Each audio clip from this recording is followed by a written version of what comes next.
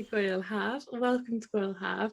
Today with me from Tilted Access Press, I have Tice Cin, and it's such a thank you. It's such a delight to have you, and I can't wait to talk about Tilted.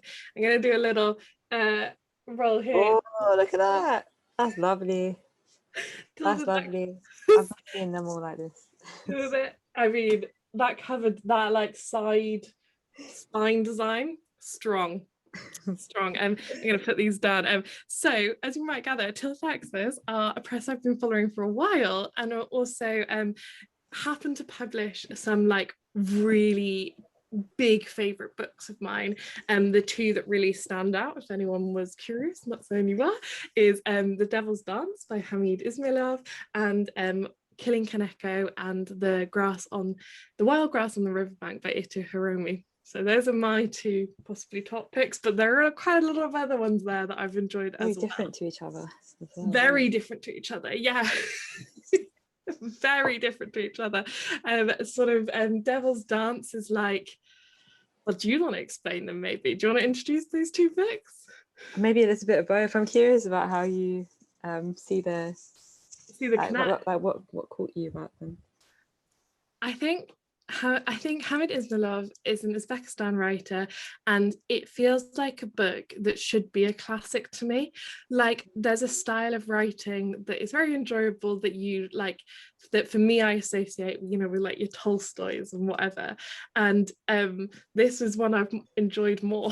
Maybe not more, but like it's one I like just gobsmacked that it's not part of everybody's sort of reading conversation, and I think it's brilliant. I also think it's quite funny and is in that style of books, and there's something so satisfying about like that kind of book and sort of the scope of it, if that makes sense.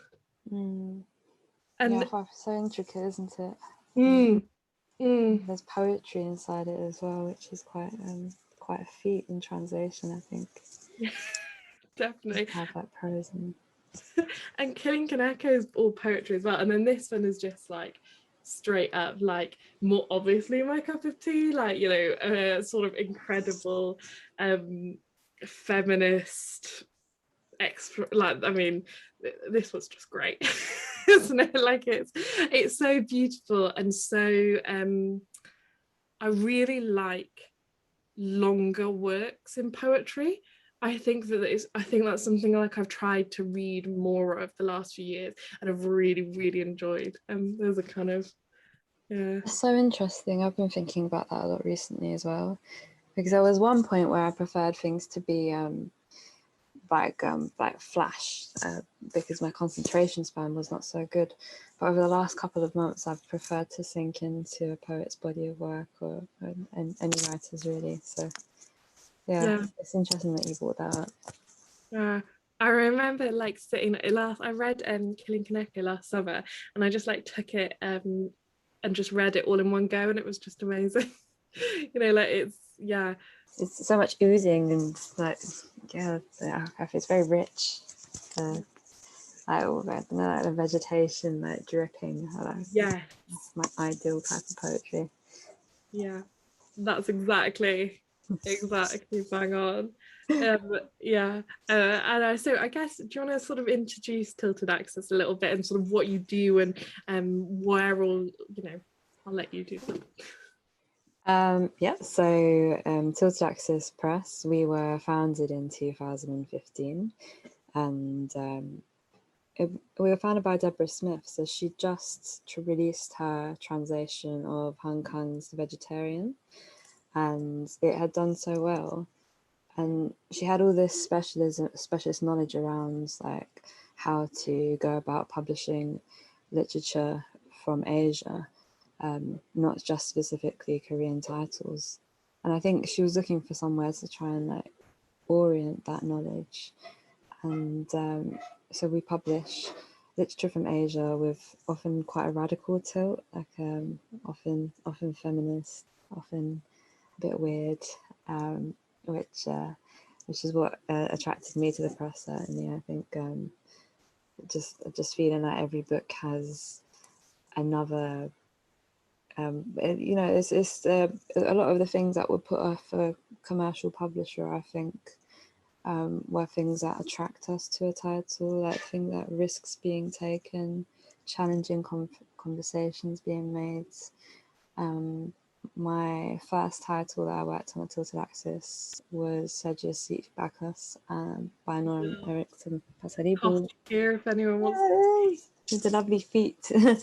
That was translated by Tiffany Shaw, and I think, yeah, titles like that, they do represent a lot of what Tilted Axis is about, which is, I think, you know, for example, it's queer literature, and it looks at how Catholicism overlaps that along with Norman's heritage.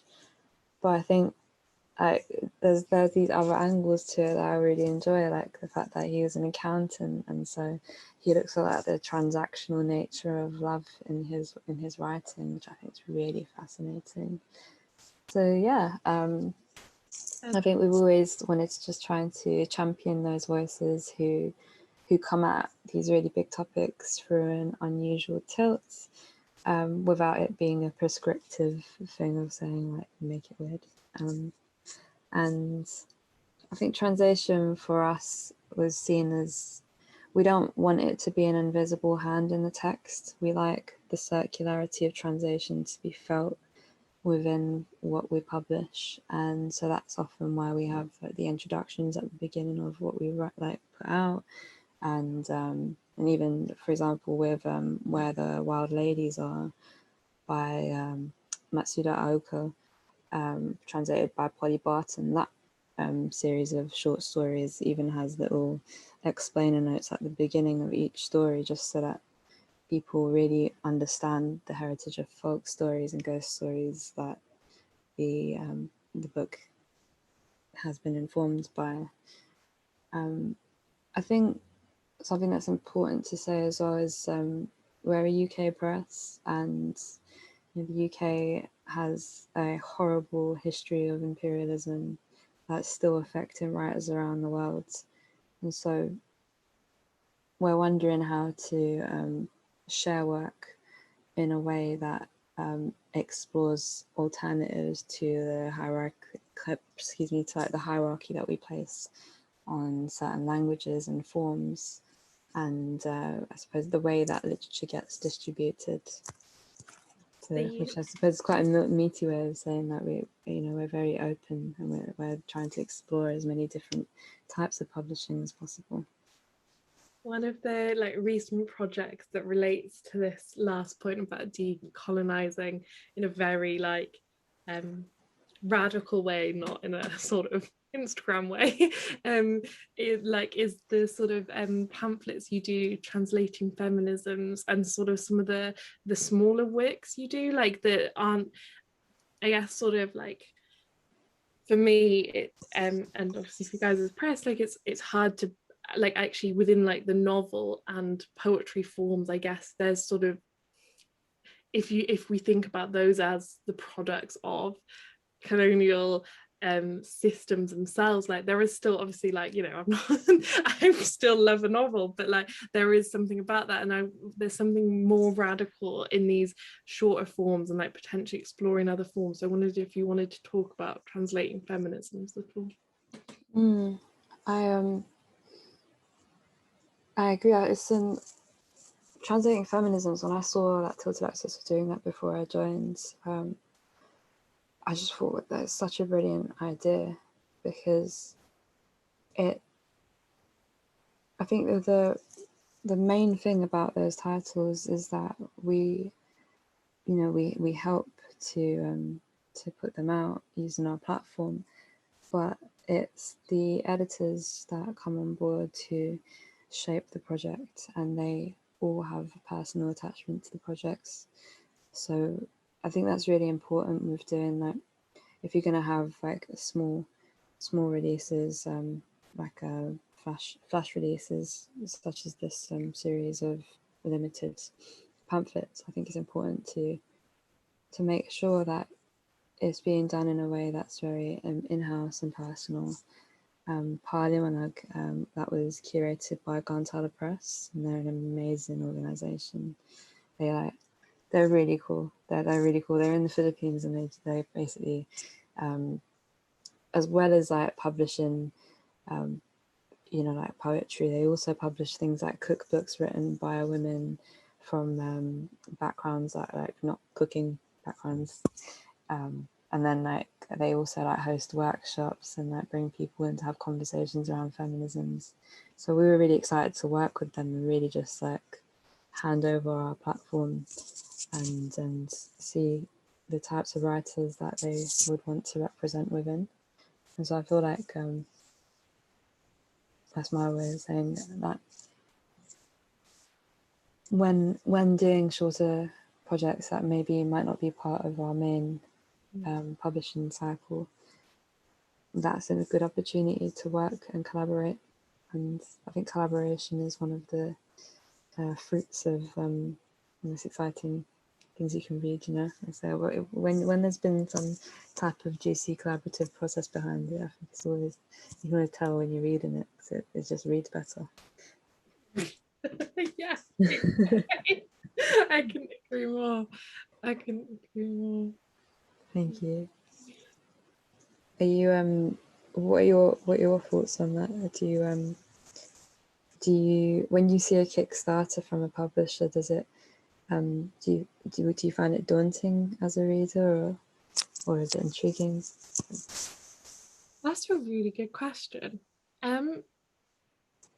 Somewhere in between. I think attention is that like my answer would be, if I know something about the publisher, the author, have some sort of link in, then exciting, like, for definite, and not daunting at all. However, that's kind of the problem, isn't it, in that sort of like actually I'm judging it based on like, oh, so sorry, that just dinged. Based on like already having sort of a relationship with and like a like of, and so I'm aware that like sort of I would feel daunted if I hadn't already had good feelings about something or whatever. Like I think that basically what I'm saying is, if I know something about it, I'm like, great, Kickstarter. If I know nothing about it, I'm like, oh, another Kickstarter, like roll my eyes. You know, like, oh, somebody else. It's always trying to cover my cash. and you know, that's sort of an accessibility problem, isn't it? Because it's like you know, if you already know them, like obviously I'm reinforcing my own biases and like experiences there already, so yeah. Well, I think sometimes it is necessary to attach something, some element of reliability, I suppose, to a project. And it's interesting because you named so many different types of things that would bring you in and be pull factors for a project. So I feel like that's a positive. I think, you know, having a writer, for example, that's come across like another writer who's emerging, vouching for them is one of like the nicest parts of the literary ecosystem that I really enjoy. So interesting. Very much. That's come up with a few other publishers. Interestingly enough, they're constantly seem to do this thing that like actually some of the best recommendations a publisher gets is from another writer, and from like a writer who's like, oh, this is like my favorite author and you should like check these people out, and then they end up publishing them too. And our translators as well, they do that a lot. Like even with work that they might not be direct translating, they still put us on, which is really nice. Not to advocate for like free consultations or something, but it happens in a very informal way. Like yeah, and I feel like with small size presses, it does feel quite like comfortable, where that, you know, conversations will be made and someone will say like, oh, you know, I just came across this writer, and you know, they're really like well loved in this underground scene here. Like you should really think about them. Yeah, there's something so wonderful about like Tilted Axis's whole catalogue, and this sense of like, you know, I've not enjoyed every book I've read, but I have certainly enjoyed most of them. And this sort of creating a sort of publishing house that has a clear vision and speciality allows you to, like a reader, to sort of be able to buy you know, like a whole bunch and sort of, you know, explore in a way, because you kind of know where you're getting at. Like, it's a way, basically what I'm saying is I will search Tilted Axis and buy whatever I like the look of on Tilted Axis, rather than approaching from the point of view of looking for authors. Mm. So there's something about being able to search by publisher, rather than sort of already having to have an author in mind, that means that you like can't discover in the same way. And that's sort of part of like a subscription model and the sort of like changing face of publishing. And I was wondering, like, if you wanted to talk a little bit about how that works for Tilted Axis, and sort of how you find your books and how they make their way to publication. Well, our subscription model has helped us to survive over the last couple of years in particular. And I think it can sometimes provide a cushion. So we are aware that certain languages, for example, will receive more support from the public in the UK than others, because they've been commercialized in such a way, when they've been championed by bookshops more so than literature translated from other languages. Does that look like Japanese, for example? Yeah, so for example, when we publish a Japanese title, it will often bring in a lot of income to the publisher, which we then, you know, it becomes like a circle in a positive way, where we then have the ability to then publish something that is less well read. For example, like you mentioned Hamid Ismailov, I think we were the first to publish anyone in writing in Uzbek. And that for me is very important to, you know, have this balance of like being aware of money and the way that money is a tangible indicator of real change, like where money goes and the decisions that we can make from money, but also like knowing that all of our list boosts the other, if that makes sense. As another thing that I really like about a subscription model is that you start to see patterns in a year. So in 2020 actually, that was our year where we mainly published women, and having it coming off the back of a year like that is really, you know, it's very exciting, because you can kind of, when you see the books lined up, it just feels a certain type of way, and I think it helps as well, like around our hopes towards having more intersectional feminisms represented in our work, to know that our authors are working alongside people who they're comfortable with. We recently had an AMA on Reddit.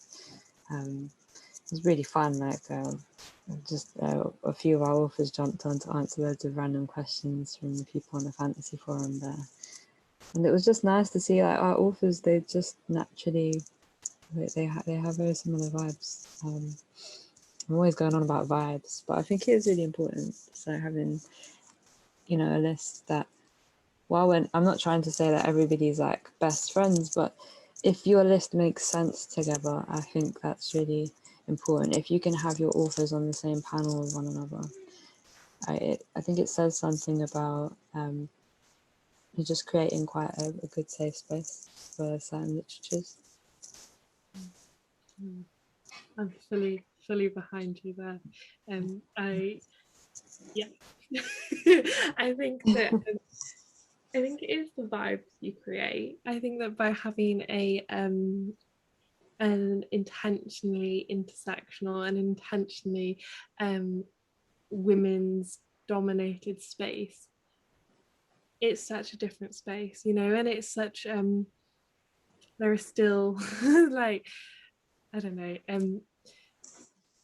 like when looking for like an example is looking on like Mubi for like translated films and stuff with subtitles. Like you, as soon as like I like clocked on to like what's women here, what are men like directors here, you suddenly realize, oh my god, I'm in this like incredibly male space. And like there's something that has a real impact. Yeah, Mm. it sort of can't be understated, can it? Yeah, definitely. Oh, where am I? This. I was wondering if you wanted to pick out a few books that you remember working on. And was wondering if you wanted to pick out a few books you remember working on and what to talk about specifically at all. Oh, that's a tough one. I would say Unexpected Vanilla by Soj. Sorry, by Lee Hayami, translated by Soj. I loved working on that. I really love working on that. It's just like all my queer dreams in one go. They're just so, yeah. I think those poems are they move between each other in a very effortless way. And I think, you know, when I was looking at the team while they were working on the edits for it, just our Slack chat was just really excited. Sabah Ahmed's editor at Alexis, although Theodora and Deborah also are involved in that side. And it was just interesting seeing the way that every line break was bound into the conversation around translation. You know, that the copy edit was part of translation, and I'm very interested in that. I'm very interested in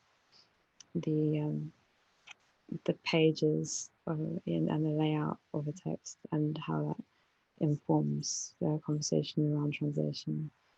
I think with those poems also, it was nice to see the way that people responded to them and the way that they generated conversations around like sexual fluidity and also like occupying space.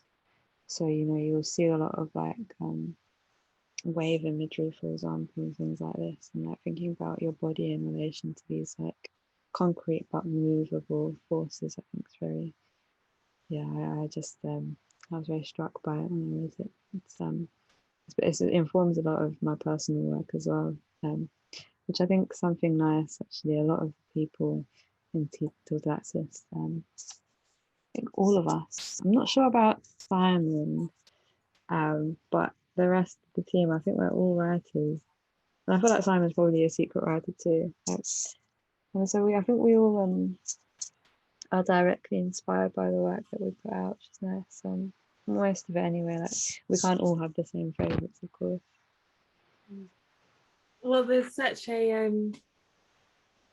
like a breadth to the work and such a like I don't know how to say like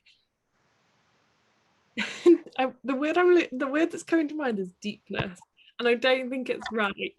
Like I kind of just mean that like Ito Hirobi, Hamid Ismailov, you know, like these are like big writers.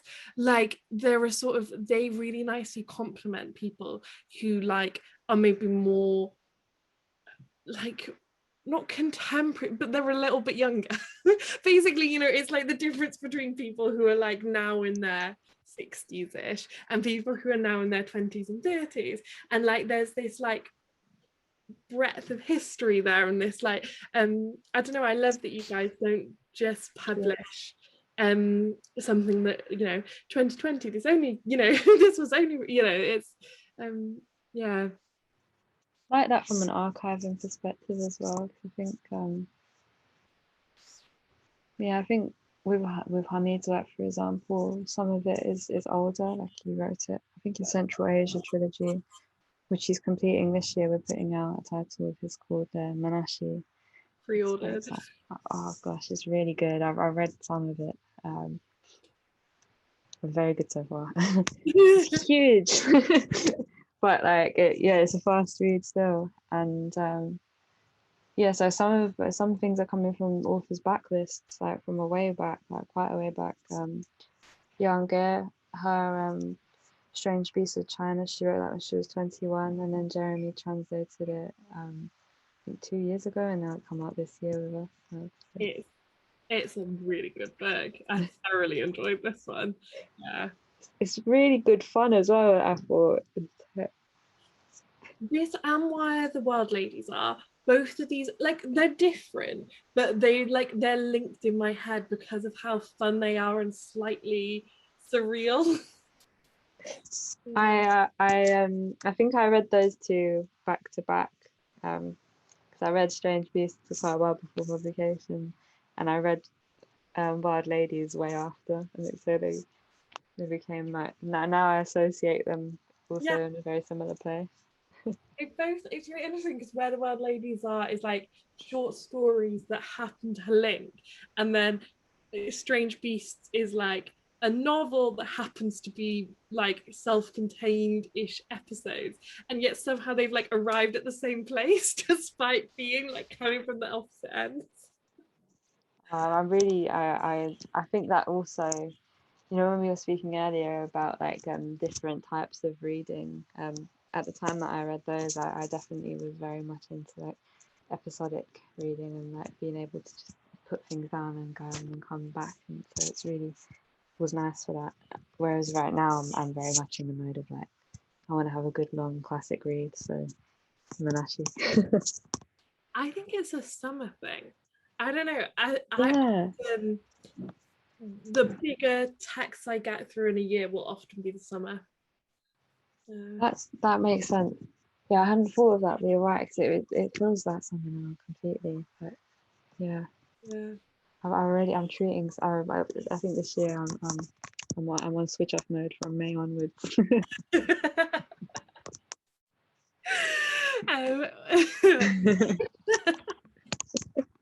I think we all deserve that a little bit. I advocate for it. I was wondering if you, what else I would definitely want to cover. Oh, obviously, Tilted Access focus is on Asia, in sort of, the broadest definitions, and sort of aware that like people have different definitions and whatever, the continents aren't, clearly defined, whatever, all of that sort of inclusive. And I was wondering if there is something you wanted to pull out about sort of, I don't want to say like what's unique to you, because I don't really think that's necessarily true. But I guess what like is important and unique to you about the stories and work that is coming out of Asia at the moment, and that Tilted Access are like going towards and like finding and publishing. Like, where do you look for the stories that you'd like to platform? That's a really interesting question, especially because I was speaking with Deborah recently, and about like what when she's looking for titles, what does she actually look for? And she's mainly interested in like things that have forms and styles that need to be met by readers here. And it wasn't really restricted to Asia. She wanted to have a publishing house with the same like the focus that Tilted Access have, but she wanted it to represent literatures from Africa, the Pacific Ocean, indigenous literatures, and I think it just so happens that we had a team, and we still have a team that have deeper connections across Asia, without meaning to make Asia sound overly homogenous or disconnected from the rest of the world. I think we had a team that had those links, so I think that really helped. What I would say makes, so a question of like how would I, it's a tough one, thinking about like uniqueness or I suppose the flavors of these different literatures. But what is exciting is that it's just so underrepresented. So that's not the exciting thing, of course, but like there's so much underrepresented, but we have the resources to be able to, like, you know, Deborah's currently she's living in India, and I'm from North Cyprus, so like, we've got just different little links like this where a lot of the people that we represent comes through conversation. Although we are going to be opening having a small submissions window soon. I think that's something that we've been having a lot of conversations around with regards to accessibility. We were originally quite worried at the thought of a submissions window because there's so much that we want to publish already and limited resources. But then I think now we're realizing that maybe it would be nice to just have that difficult choice making to come. You know, like that's just something we'll have to deal with and make tough choices. We've not had to make tough choices really in the past. It's just been passion projects. But now it's a case of already having passion projects, but opening up to having more passion projects for another. Yeah, I really applaud you for doing that. I think that from a public point of view, open submissions can be a bit terrifying on a, like, oh my god, how are we going to read these? But like, I really, I think it is, like you say, I think it's the only way, really, of sort of, like, aside from like the money and sort of like what you talked about, like actually like creating the conditions for people to be able to write and to be able to have the time to write and the mental space to do so. Like actually, like, this is like one part of solving that puzzle, of changing that puzzle, is open submissions. Because yeah. Oh, sorry, I think you've got your hand over the microphone or something. How's that? Yeah, back. I think that's a lovely phrase, changing the puzzle. Really nice. I'll quote myself. Is there anything coming up with Tilted Access? So you mentioned Hamid is my love. So the second one is just to give him all the shout outs I can do, is of Strangers and Bees. And then the third one you mentioned is coming out. There's also one called Black Box coming out with you guys soon, and I wonder if you want to talk about that, and then anything else you've got coming up this year. So we have Black Box coming out, I think the end of this month. Wow, gosh, time. It's the type of book that like I read it and I just felt like I came away with a lot of new thoughts on the topic. It sounds really generic, but I wasn't expecting to come away with much new in terms of the topic, like the conversations around the Me Too movement and its impact. The impact of like those aggressors upon journalists and people within that field. So she's written this. It's our first non-fiction title. It's like a journalistic expose of the infrastructures that are in place in Japan, and are currently, so there's some changes are being made since that book came out. infrastructures in place that inhibit people from coming forward with their stories of sexual violence and harassment.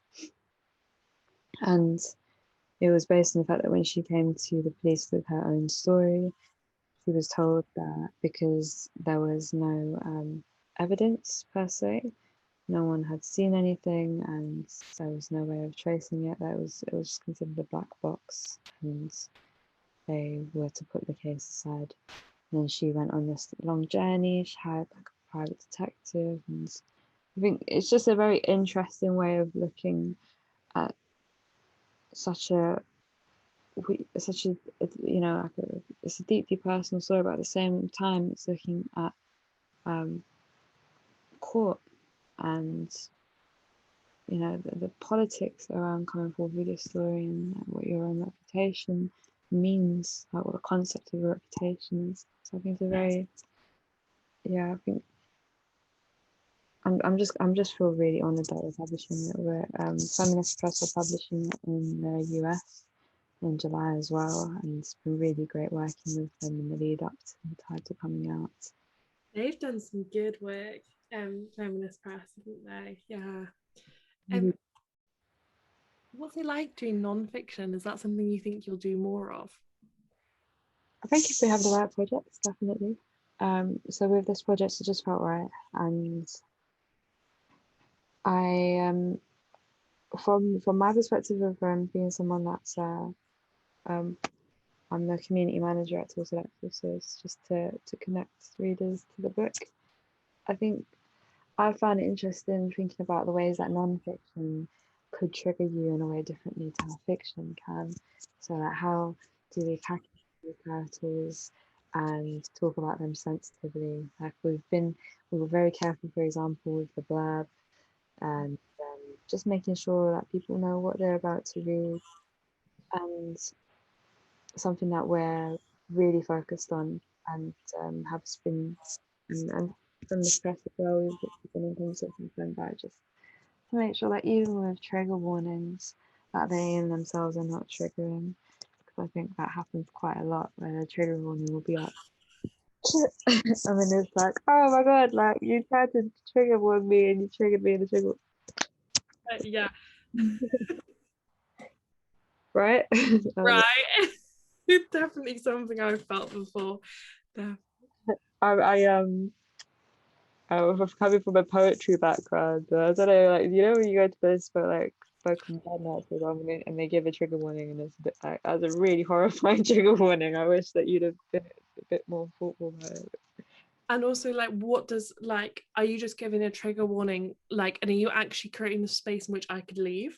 Like, do you know what I mean? Like, if especially in like an event like that, you like just announcing it, well, the performance has already begun. If anyone moves, like, it's gonna be like putting on a show, like they've like made a show of leaving, and then you're like, that's not really like what the purpose here is. And that especially sorry, say that again.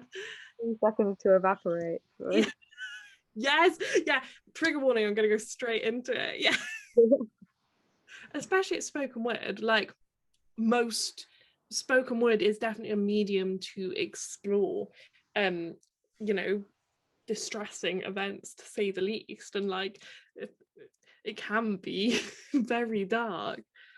Honestly, yeah, I've been so comforted by the fact that people are starting to get better at the trigger warnings, because like now I know I can actually go to a poetry night and it will be all right, like because people are thinking around those types of things. Yeah, I feel like you know if a work needs that type of preface, and with Black Box, it it's not like I feel like something that Shuri speaks about a lot, and Alison, her translator, is that it was written not to trigger people. And I thought that was such an interesting concept, that she wrote something as a resource for people who would relate to the subject matter, and very deliberately phrased things to try her best not to trigger, and to also offer I suppose a position of hope.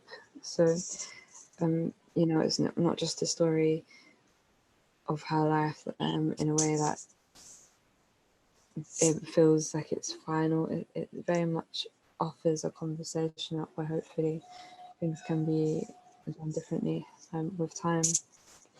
Not too much time, I hope. Yeah. Is there anything else sort of that maybe isn't up on your website yet, or what's coming out after these next two? We actually put everything on the website now, I think, which is no pictures, and we're whispering about some of them, but I think everything's up on our website for this year. Those are the ones that say coming soon. Yeah. But do you want to talk about a couple of those? I haven't had a good look yet. So Norman Eriksson Pasaribu, he's got a collection of short stories coming out with translated by Tiffany Shah, and they are really exciting. Like he wanted to basically have like queer stories that, you know, are just good fun and happy, like mostly. I just think that it's so interesting the way that he's written this all of these short stories as well. They are all like subversions of traditionally hetero narratives, like even like things like you know, like the giant man, like things like this. So I can't say too much about it, but I'm very excited about that one because it's a very fresh read, I think, and as well it feels like it's within the same climate as his poetry as well. It's not like a departure that's confusing. It's still asking similar questions of identity and you know, jobs, things like this, which I think is really cool. We've got a few different ones coming. Another one that I'm really excited about is Love in the Big City. So that's Anton He. He's a translator that we've been really close with for some time. Deborah Smith works with him quite often, and it's a big book. Like, it's a lot of people that, you know, they were going to Anton and not saying to him like, oh, you've translated this book by Sang-Yeon Park, like how does it feel to, you know, translate this like queer story in Korea? Like what's the deal? Like, did you feel like it was like a big thing? And he's like, no, like here, like in Korea, it's just seen as a great book. Like, and I think that's really interesting, just like Western perceptions of how books are perceived in countries like Korea, where a lot of it's projecting. And I actually think, you know, like being published in the UK, we'll I guess we're going to see now like what writers, Anglophone readers are going to feel about the book. But it's good. I really like it. What I've read so far as well. Something along those lines I often feel is that actually like YA readers are the ones leading sort of everybody else in diversity and in sort of having not sort of problematizing or being like, oh my god, it's a queer book, and defining it only in that way, and you know, not in any of the other ways that we might want to like talk about a book as a whole. And I reckon Tilted Access is really good. If anyone out there is like a YA predominant reader, I think Tilted Access is like wonderfully like there. Like a lot of your books are so, I don't know, it just hadn't occurred to me now, but like I would have loved Tilted Access as a teen. You know, as much as I do now, but there's a real nice blurring. I feel like a lot of your books are like very suitable for younger readers as well. Oh, thank you. I agree. I really agree. And something we were talking about in our Slack chat, because we very much are not a publisher of literary fiction. We publish literary fiction, but we also publish like naughty stories. Like, do you know what I mean? Like, we publish a lot of like different types of literatures, and we want to publish like you know, things that are seen as beach books, you know, as well. So I think that's something that we're very passionate about, just not gatekeeping what books are in translation or seen as like, you know, high flighty enough. Not to say that YA hasn't got that element to it too, but I definitely think that YA readers have that's something that bonds YA to some of our titles is, I suppose, that there are less pressures to adhere to certain literary norms. Absolutely. Well, if anyone is interested in sort of continuing on from this conversation, we have an interview with Norman Erickson, Pastor Ruby, and Tiffany Sal as well. So sort of, I think everything that you were saying about his short story collection, and just generally, I remember like, I mean, I think I knew from the blurb. You know, it's one of those ones you go and like, oh, I'm getting good vibes just from the blurb. And then as soon as I read it, I was like, I think this is a future star is the wrong word. You know, like it's pedestaling people, whatever. But like, you know, I think it's really exciting literature. And so, yeah, if anyone would like to see Norman and Tiffany speak, the link is down below. And thank you so much. I can't thank you enough. I've really enjoyed this chat here. Good fun. Thank you so much for having me, and so yeah, showing so much love to Tilted Axis. We feel it. Always watch me. I actually don't own Unexpected Vanilla, so watch me go buy that right now. It's an activating book. Fab. Well, thank you very much, and thank you all for watching as well. All Tilted Axis' links down below, as are the rest of the festival's links.